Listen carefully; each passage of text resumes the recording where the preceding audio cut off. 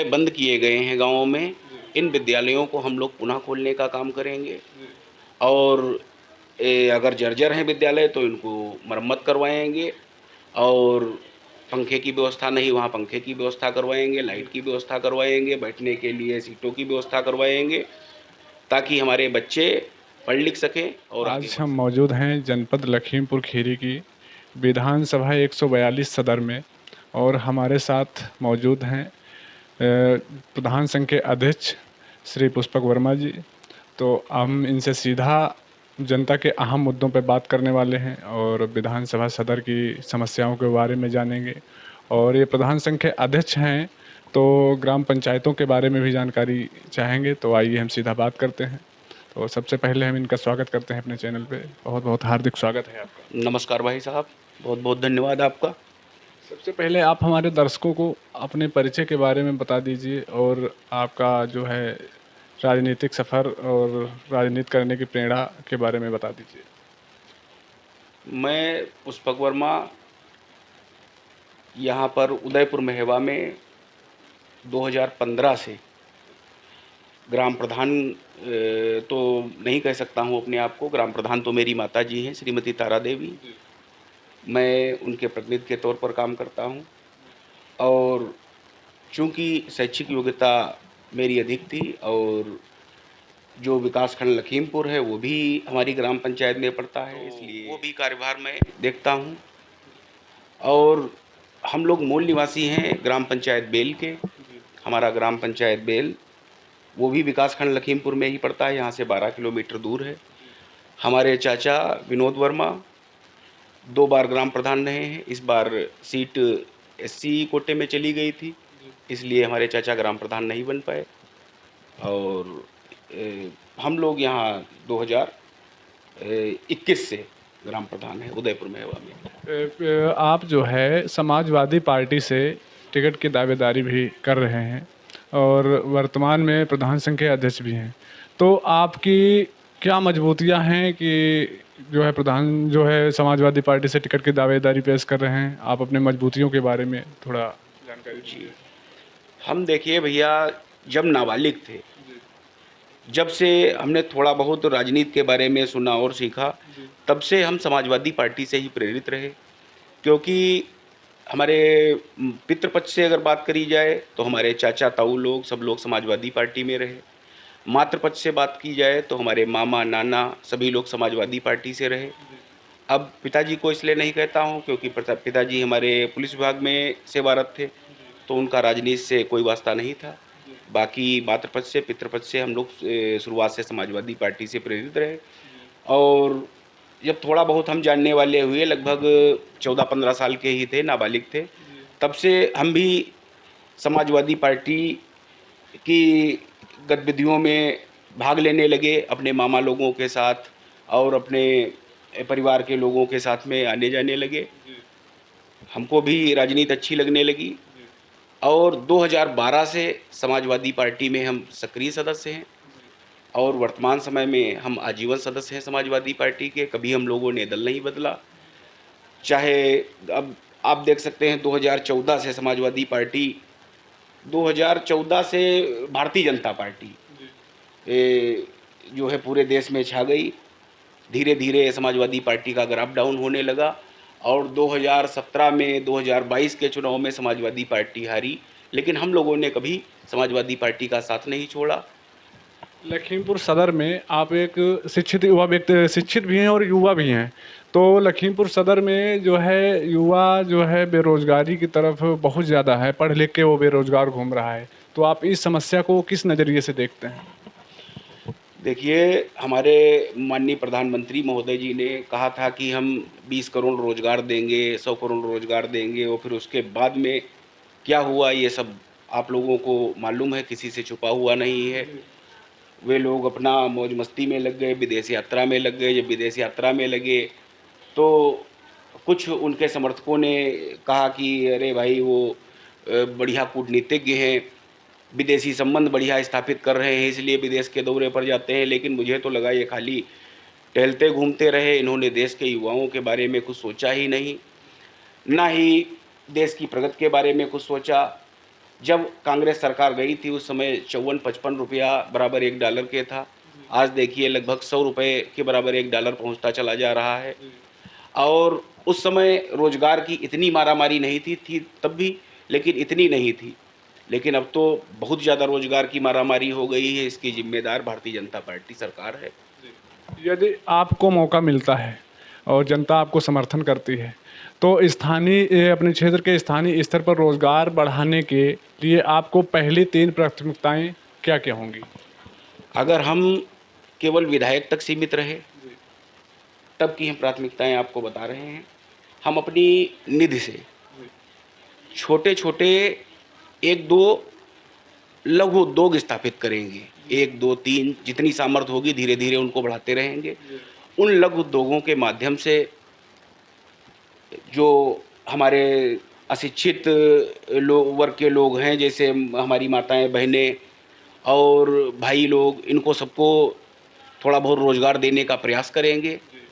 और बाकी अगर हमारी सरकार बन गई और हम मंत्री बने या नहीं भी मंत्री बने, अगर हमारी सरकार बन गई तब तो हमारे माननीय अखिलेश यादव जी ने बहुत कुछ युवाओं के बारे में सोच रखा है। तब तो हमें कुछ करना ही नहीं पड़ेगा। सरकार दावा करती है कि लाखों युवाओं को रोजगार मिला है।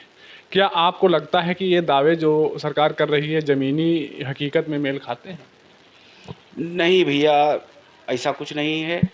कुछ लोगों को तो रोजगार इन्होंने दिया और बाकी तो ये रोजगार छीनने का काम कर रहे हैं। कुछ रोजगार और बढ़ सकते थे, लेकिन ये करते क्या है, जो इनकी पार्टी के पुराने कार्यकर्ता होते हैं, आरएसएस के कार्यकर्ता होते हैं, उनको किसी को लेटरल एंट्री से सीधे आईएएस अफसर बना देते हैं, किसी को कोलोजियम एंट्री से सीधे महाधिवक्ता या एडवोकेट जनरल या जज बना देते हैं, मजिस्ट्रेट बना देते हैं। इससे पढ़े लिखे युवाओं का हक मर जाता है। बहुत ही गलत है ये। लगातार बढ़ती महंगाई से आम आदमी जो है आम आदमी का बजट बिगड़ रहा है। जनता इस परेशानी को जो है एक बहुत गहरी तरीके से झेल रही है। तो आप इस महंगाई को देखते हुए क्या कहना चाहेंगे? अब महंगाई पर नियंत्रण करने का काम तो भारतीय जनता पार्टी की सरकार का था।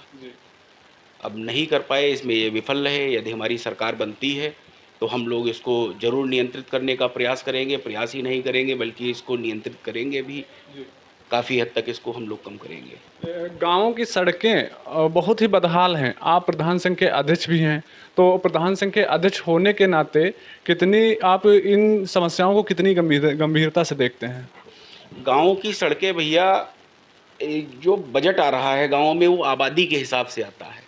जैसे हम शहर के आसपास की ग्राम पंचायतों की बात करें, छाऊच है, उदयपुर है, सैधरी है, जो आसपास की कई ग्राम पंचायतें और भी हैं, यहाँ होता क्या है, हर वर्ष तमाम सारे नए मकान बन जाते हैं, नई प्लाटिंगें हो जाती हैं। उन प्लाटिंगों में प्रॉपर्टी डीलर रास्ता बना करके नहीं देते हैं। और बजट सरकार दे रही है हम लोगों को 2011 की जनगणना के अनुसार। 2011 की जनगणना के अनुसार जो बजट आ रहा है वो उतनी ही आबादी के लिए आ रहा है जितनी की आबादी 2011 में थी। हाँ, ये माना जाता है कि कुछ बच्चे जन्म लेंगे, कुछ परिवार और बढ़ जाएंगे, धीरे धीरे आबादी बढ़ेगी, तो उस हिसाब से थोड़ी बहुत बजट में वृद्धि की जाती है। लेकिन यहाँ आबादी 4-5 गुना हो गई, क्षेत्रफल बढ़ता जा रहा है, मकान जो है बनते चले जा रहे हैं नई नई प्लाटिंगों में। जहाँ पर 2011 में खेत थे, बागें थी, वहाँ पर प्लाटिंग होकर मकान बन गए। वहाँ पर भी रास्तों की ज़रूरत है, वहाँ के लोग भी रास्तों की मांग कर रहे हैं। लेकिन बजट कम आने की वजह से सभी रास्ते बनने संभव नहीं हैं। अगर आप विधायक बने और तो सड़कों की जो है व्यवस्था सुधारने के लिए आपकी क्या क्या कार्य योजनाएँ होंगी? सबसे पहले तो जो कच्ची सड़कें हैं उनको पक्का किया जाएगा। अगर हमको लगा कि बजट कम है तो हम इंटरलॉक नहीं लगाएंगे, हम खड़ंजे से काम चला देंगे। लाल ईंटों का खड़ंजा कम रुपयों में लग जाता है और ये जो इंटरलॉक लगता है उसमें ज़्यादा खर्चा आता है, सीसी रोड में और ज़्यादा खर्चा आता है। तो अगर हमें लगा कि हम सबको सड़क नहीं मुहैया करा सकते हैं, जहाँ पर सड़कें नहीं, कच्चे रास्ते हैं, तो पहले हम ये जो लाल मिट्टी वाली ईंटें होती हैं इसके खड़ंजे लगाने का काम शुरू करेंगे ताकि कम पैसे में ज़्यादा से ज़्यादा लोगों को कीचड़ से निजात मिल सके। और बाकी अगर हमारी सरकार बन जाती है तब कहीं कोई पैसे की दिक्कत नहीं रहेगी। तब ऊपर से भी किसी मिनिस्टर के द्वारा या एमएलसी के द्वारा या मुख्यमंत्री महोदय के द्वारा भी काम करवाया जा सकता है अतिरिक्त फंड से। सरकार कहती है कि गांव-गांव तक सड़क पहुंच गई है।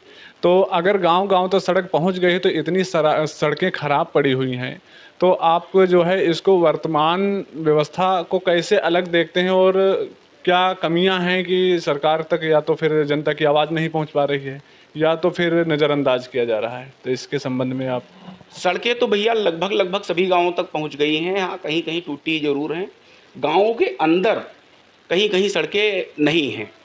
उसका कारण क्या है कि जो सरकार द्वारा, राज्य सरकार द्वारा, केंद्र सरकार द्वारा ग्राम प्रधानों को फंड मिल रहा है, वो जितनी आवश्यकता है उससे थोड़ा सा कम मिल रहा है। अगर वो पर्याप्त मात्रा में मिलने लगे तो सारी सड़कें बेहतर हो जाएंगी। कोई ग्राम प्रधान ये नहीं चाहता है कि हम अपने जनता को अच्छी सड़कें ना दे पाएँ, उनको रोशनी ना दे पाएँ और पेयजल की आपूर्ति ना कर पाएँ। सभी चाहते हैं कि हम ज़्यादा से ज़्यादा काम करें। क्षेत्र में जो है चिकित्सा व्यवस्था जो है बहुत ही लाचार नज़र आ रही है। सरकारी हॉस्पिटल जो सीएचसी केंद्र हैं वहाँ पे पेशेंट जाता है तो उसको दवाइयाँ बाहर से लिखी जाती हैं। यदि आपकी सरकार बनती है तो आपके जो है किन कार्य योजनाओं के तहत जो है पेशेंट को दवाइयाँ हॉस्पिटल से मुहैया कराएंगे? क्या योजनाएं रहेंगी? ऐसा निर्देश दिया जाएगा कि किसी भी चिकित्सालय में दवाई की कहीं कोई कमी ना रहे और स्वास्थ्य पर ज़्यादा खर्चा किया जाएगा। जो कार्य योजना तैयार की जाएगी उसमें दवाई खरीदने हेतु, दवाइयों के क्रय करने हेतु स्वास्थ्य विभाग को अतिरिक्त फंड दिया जाएगा ताकि अच्छी से अच्छी दवाइयाँ और पर्याप्त मात्रा में दवाइयाँ खरीदी जा सकें और सरकारी सेंटरों पर उपलब्ध रहें। सरकारी स्कूल जो है अभी कुछ दिन पहले मर्जर किए गए थे और टीचरों की वजह से स्कूल बंद किए जा रहे हैं। तो शिक्षा व्यवस्था बहुत ही बदहाल होती जा रही है। यदि आपको मौका मिला तो विधानसभा सदन में आप शिक्षा के लिए क्या बेहतर कदम उठाएंगे? ये जो इस विद्यालय बंद किए गए हैं गाँवों में, इन विद्यालयों को हम लोग पुनः खोलने का काम करेंगे और अगर जर्जर हैं विद्यालय तो इनको मरम्मत करवाएंगे और पंखे की व्यवस्था नहीं, वहाँ पंखे की व्यवस्था करवाएंगे, लाइट की व्यवस्था करवाएंगे, बैठने के लिए सीटों की व्यवस्था करवाएंगे ताकि हमारे बच्चे पढ़ लिख सकें और आगे बढ़ सकें। सरकार ने जो है आवारा पशुओं के लिए गौशाला जगह हर पंचायत में खोलने का निर्देश भी दिया था, बजट भी आया था, लेकिन आवारा पशु आज भी घूम रहे हैं।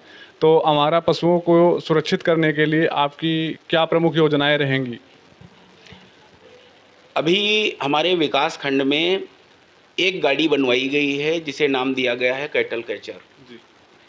उसका काम ये है कि जहाँ कहीं आवारा पशुओं की सूचना मिलती है वहाँ उस गाड़ी को लेकर जाया जाए, कर्मचारी, सरकारी कर्मचारी लेकर जाएं और पकड़ करके उसको बंद करें, गौशालाओं में ले जा कर के उसको संरक्षित करें जा कर के। लेकिन एक गाड़ी से काम चलने वाला नहीं है, इन गाड़ियों की संख्या बढ़ाई जाएगी और इसके लिए स्पेशल कर्मचारी भर्ती किए जाएंगे। अभी तो सफाई कर्मचारियों से काम चलाया जाता है, कहीं कहीं सफाई कर्मचारी बेचारे पकड़ने जाते हैं आवारा पशुओं को, उनके साथ में दुर्घटना भी घटित हो जाती है। तो इसके लिए या तो हम लोग सफाई कर्मचारियों को इसके लिए अलग से ट्रेनिंग दिलवाएंगे और या फिर अलग से कर्मचारी भर्ती किए जाएंगे। किसानों की बहुत बड़ी समस्या है गन्ना भुगतान को लेकर और 2022 के चुनाव से पहले जो है बहुत बड़े बड़े वादे किए गए थे कि हम जो है 15 दिन के अंदर पेमेंट करवाएंगे, लेकिन 15 दिन के अंदर पेमेंट नहीं हो पा रहा है और 1 साल किसानों को जो है इंतज़ार करना पड़ रहा है। तो इसके संबंध में आप क्या कहना चाहेंगे? बहुत ही गलत है ये। हमारी सरकार अगर बनती है तो अरे 15-20 दिन की तो बात नहीं है, लेकिन 1 महीने के अंदर अंदर किसानों को उनके हक का पैसा दिलवाएंगे हम लोग। किसानों को जो है मौके से खाद नहीं मिल पा रही है। किसान बेचारा जो है दिन में इतनी कड़क धूप में लाइन में लगता है, फिर भी उसको खाद ना मिलने से उसको निराश लौटना पड़ता है। तो ये कमियां क्या ऊपर स्तर से हैं या फिर यहीं छोटे छोटे जो है भ्रष्टाचारों की वजह से बनी हुई हैं? ये भैया सब कमियां ऊपर से हैं, ऊपर से नीचे तक सब लोग मिले हुए हैं। किसानों को खाद नहीं मिल पा रही है, लाइनें लगानी पड़ रही हैं। जब लाइन लगाते हैं तो पुलिस द्वारा लाठीचार्ज करवाया जाता है। ये बहुत ही गलत है। अगर हमारी सरकार बनी तो इसमें हम सुधार करेंगे। सोसाइटी पे, सरकारी सोसाइटी पे खाद उपलब्ध नहीं है और प्राइवेट दुकानों पे खाद मिल रही है। उसके साथ में किसान को जिंक लेने के लिए जो है वो किया जा रहा है। तो इसके संबंध में ये लोग भारतीय जनता पार्टी के लोग इस पर ध्यान नहीं दे रहे हैं और तमाम दलाल और ये जो सरकारी खाद की दुकानें हैं, इनके जो भी अधिकारी होते हैं, ये सब प्राइवेट दुकानदारों से मिले हुए हैं। इस पर सरकार को ध्यान देना चाहिए, नहीं ध्यान दे रहे हैं। अब उनकी क्या मंशा है मुझे नहीं जानकारी है, लेकिन अगर हमारी सरकार बनती है तो किसानों को समय से खाद मिलेगी और और भी बेहतर व्यवस्था करेंगे, कुछ सस्ते दामों में खाद मिलेगी। जनता को क्या देखकर मतदान करना चाहिए और क्या देखकर अपना विधायक चुनना चाहिए कि जो है पार्टी को देखकर या फिर अपना क्षेत्रीय होने के देखकर या फिर शिक्षा और विकास की ओर ले जाने वाले व्यक्ति को चुनना चाहिए? जनता को ऐसे व्यक्ति को चुनना चाहिए कि पहली बात तो वो पढ़ा लिखा हो और पढ़ा लिखा थोड़ा बहुत नहीं, पर्याप्त मात्रा में पढ़ा लिखा हो। दूसरा, अच्छा वक्ता हो जो जनता की आवाज़ अधिकारियों तक पहुंचा सके। बहुत ज़्यादा डरपोक और दब्बू टाइप का नहीं होना चाहिए जिसकी बात दरोगा, सीओ और अन्य अधिकारी सुनवाई ना करें। और दूसरा, दल बदलू नहीं होना चाहिए। जो अपने दल का नहीं रहा, कल भाजपा में था, परसों कांग्रेस में था, किसी दिन देखा गया बसपा में पहुंच गया। जो अपने नेता का सगा नहीं हुआ, अपने लोगों का सगा नहीं हुआ, वो आपका सगा क्या होगा, जनता का सगा। आप विधानसभा सदर की जनता से को क्या संदेश देना चाहेंगे कि वो वोट मतदान करने से पहले या अपना नेता चुनने से पहले जब वो जाए तो किन मुद्दों को लेकर और क्या चीज़ देखकर मतदान करना चाहिए उसको? मतदान करने से पहले, सबसे पहले तो जब वोट मांगने के लिए नेता लोग आपके घरों में जाएं भाइयों, तो आप उनकी शैक्षिक योग्यता पूछें कि भाई साहब आपकी शैक्षिक योग्यता क्या है। क्योंकि अभी हमने तमाम नेताओं को कहते सुना कि टिकट पढ़ाई के आधार पर नहीं मिलता है, टिकट मिलेगा उनको जो अंगूठा टेक है। तो ये बहुत ही गलत है, निंदनीय है। जनता को देखना चाहिए कौन पढ़ा लिखा उम्मीदवार है, कौन हमारे लिए नई नई योजनाएं ला सकता है, कौन ऐसा है जो हमारी आवाज़ उच्च अधिकारियों तक पहुंचा सकता है, उच्च नेतृत्व तक हमारी आवाज़ पहुंचा सकता है और अच्छा वक्ता है और अपनी पार्टी में कर्मठ रहा है, दल बदलू नहीं है। तो ये सब देख करके और तोल करके फिर जनता को वोट देना चाहिए। बहुत बहुत धन्यवाद आपका। तो आप देख रहे थे, हमारे साथ थे प्रधान संघ के अध्यक्ष पुष्पक वर्मा जी और ये विधानसभा सदर से समाजवादी पार्टी से टिकट की दावेदारी पेश कर रहे हैं।